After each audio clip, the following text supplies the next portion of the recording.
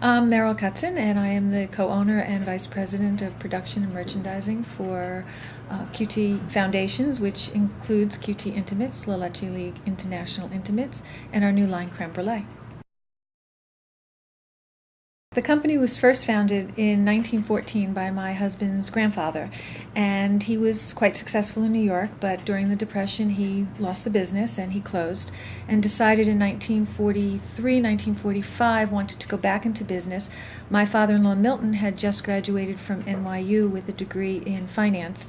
My husband's grandfather wanted him to come into the business, and he said okay as an equal partner. And they did, and they started up the business, working out of Washington Heights, New York, making heavy girdles, swimwear, and nuns' habits. And 2 years later, after my husband's uncle came home from war, he wanted to go into the business, and the only thing that he had available to put in as collateral, or his buy-in, was 4 cemetery plots.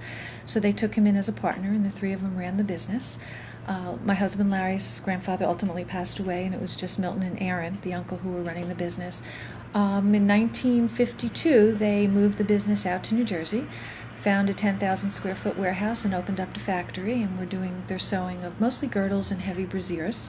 In 1969, my father-in-law took on a second building that they were expanding so much he needed more space. He had taken on the Duo line of bras, and they were selling just about any retailer that currently, unfortunately, is out of business is who they were selling, from the very top to the very bottom. In 1979, I guess, my father-in-law decided that he wanted to go over to Hong Kong and Taiwan and Korea and see what was doing over there and start importing. And he did, and he met up with a wonderful gentleman who was just starting out himself, Mr. Andy Lau, who currently, or has since passed away, was the owner of Clover. And my father-in-law started importing bras for SS Kresge, which later became Kmart. About 2 years later, Andy decided that he no longer needed my father-in-law as the middleman, and he cut my father-in-law out and went directly to SS Kresge to do the importing directly. So from there, my father-in-law decided he wanted to try to beat Andy at his own game, and he went back overseas, found other factories, and from there we started producing overseas as well as in our factory in New Jersey.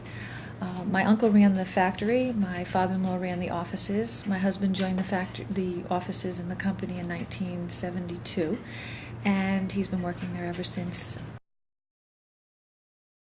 And in 1982, my uncle developed pancreatic cancer, and they needed somebody to come in and run the warehouse and do the production, and that was my background. I had worked in women's wear prior.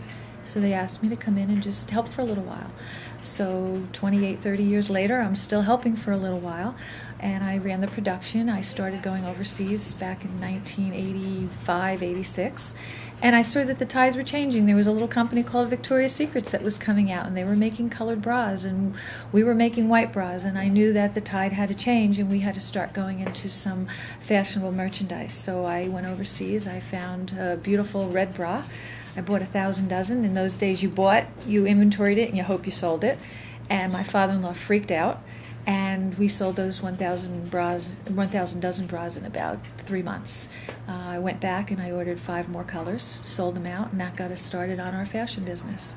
And from there, we just kept on going. We changed our direction, changed our needs based on the opportunities that were given to us, the customers that were available, and what we felt we could handle best. 10 years ago, we finally closed our factory after most of the suppliers in the New York area or in the United States started closing, and the costs just got too prohibitive. So we put all of the manufacturing overseas, and that's where it's been ever since. And we've just been going along from our basic bras and girdles to our fashion, to our new Creme Brulee line, to our La Leche League license that we have for nursing bras. And one of the things that we find that we can do is we can listen to our customers, talk to our customers one-on-one with our customers, and really give them what they want, as opposed to some of the bigger companies that it's cookie cutter. This is what they're producing, this is what they're shipping. We can sit down with each of our customers and let them pick from an a la carte menu. They want this cup and this strap and this color with this band. We have a designer on staff, we have a technical designer, so we're able to really give them what the customer wants as opposed to them taking what we have. And that's been our niche for a long time, and we've been very successful at that, both private label and under our own brand names. We are a family business. We're now fourth generation. My son Evan came into the business a little over a year ago as operations manager. We found that social media and all of the new ways of communicating with your customers, both retailers and consumers, was Facebook and Pinterest and social media and Twitter. And since that's a completely different generation than what my husband and I are, my son came into the business a year and a half ago. So we're now fourth generation in business, over 68, 70 years. We are QT Intimates, we're La Leche League, we're QT Maternity, and Creme Brulee. In the past, we've used some other names, Bras d'Amour, which was very successful and ended up turning into a private label program for somebody under their own label. And right now, those are our current labels.